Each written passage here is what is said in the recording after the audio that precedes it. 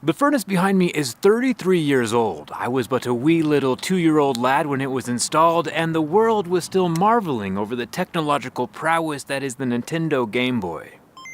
And everyone was still carrying around Pogs in their fanny packs. These machines are extremely ancient in tech years, and home heating has changed a lot in the past few decades. My house has 2 furnaces and 2 air conditioners, and due to extremely old age, they are slowly puttering out of existence. And today they're going to be replaced with far more futuristic Daikin inverter heat pumps. Since a heat pump is moving around heat instead of creating heat, they are 4 times more efficient than, say, an electric radiator or a gas-burning furnace, which means they are far cheaper to run in both the summer and the winter. Huge thanks to Daikin and my local utility, Rocky Mountain Power, for sponsoring this video. I'm installing a Daikin dual fuel heat pump upstairs and a completely electric air handling system in the basement. To remove the old system, I first need to pull out and recycle the R22 refrigerant from my previous old school air conditioner. This stuff is out of date and only boils at -41 degrees Fahrenheit. So the refrigerant for this old unit is back inside of this bottle. After the refrigerant is reclaimed from this machine, they're gonna take it and recycle them. There's a bunch of copper and aluminum. These can both be scrapped and recycled like normal. The new heat pumps will be able to heat and cool my house using a new refrigerant called 410A, which has a boiling point of -55 degrees Fahrenheit, and just keep that in mind for later. Pulling out my old gas-burning furnaces was pretty interesting. The blower and combustion portion at the bottom did all the warming of the house, and the pyramid radiator-looking evaporator thing was connected to the outside air conditioner just for cooling. The new system looks very similar, except for that instead of the air conditioner part only flowing one direction and having one speed, these variable speed inverter heat pumps flow both directions, getting hot and cold, and I'll explain why that's cool, or warm. With the furnace removed from my upstairs, we can see how it works. This is where the gas line comes in and blows fire inside the furnace. The fire goes into this heat exchanger, which you can see the tubes carry the flame and the fumes from the flame, the gases, through this. And then there's a secondary blower here that shoots it up through a vent on my roof. And then over here is the larger blower, which pushes air up through these fins, collecting the heat from the fins and warming up my house.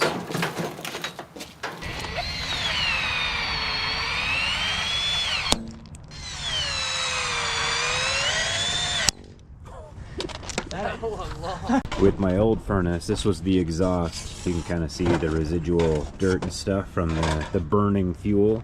And this is the entry point. So the fuel and all the burning happens right here, and there's plenty of holes where those fumes can still escape out into the house. You'll see in a second that the new dual fuel heat pump fixes this issue by having the intake and exhaust sealed up with something called a concentric kit. So none of the burning fumes can ever find their way into the house.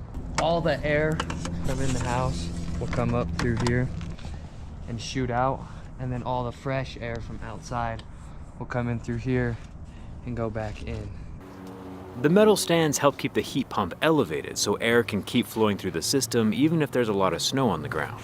Instead of lighting something on fire to warm a house, these heat pumps harness the energy of phase change, liquid to vapor to liquid again, to warm and cool a building. The most basic law of thermodynamics is that heat always goes from hot to cold. Ice melts, pizza cools down, and even our own sun, in a few billion years, is going to fizzle out, leaving Earth to circle the giant void of nothingness all by itself for eternity. Anyway, let's say I want to heat my house in the middle of winter when snow is all over the ground. You might think that there is no heat outside to be harvested, but since the copper lines we're installing carry the 410A refrigerant, which boils at -55 degrees, these machines are still able to efficiently do their jobs even when the outside temperature is down to -10.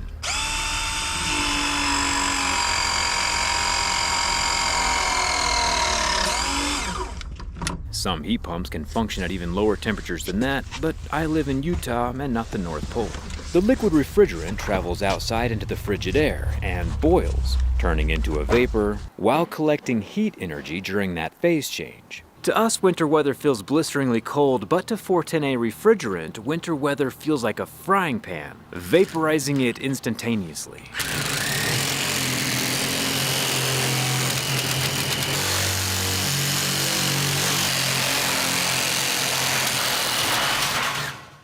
Then the variable speed compressor pressurizes the vapor to make it even hotter, and it flows through the copper lines to the condenser inside of my house, where blown air from my vents passes over it.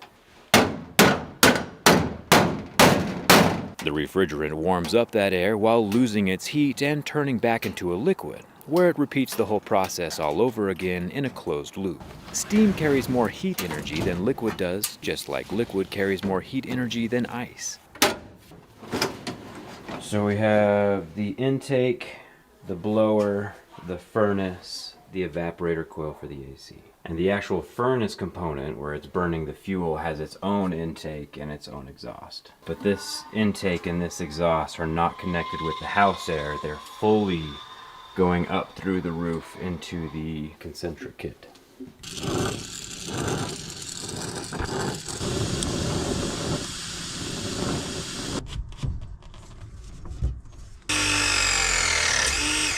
And in theory, once we install the new heat pump furnace, we won't need this exhaust vent, which is carrying the hot fumes out through the roof. It'll be a much cleaner setup.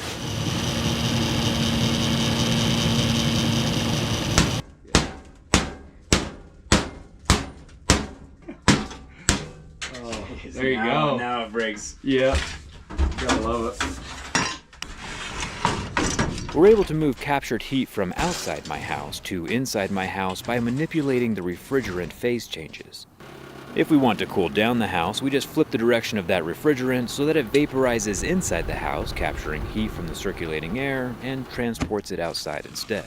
A heat pump does get less efficient the colder outside it gets though, and here in Utah, winter temperatures can dip into the negative teens, which is why my furnace upstairs is dual fuel, burning gas on the few days where it gets extra cold, supplementing the heat pump, and the same thing goes for the larger air handler in the basement. The electric heating strips can kick on during the few nights of the winter when the outside temperatures drop below negative 10.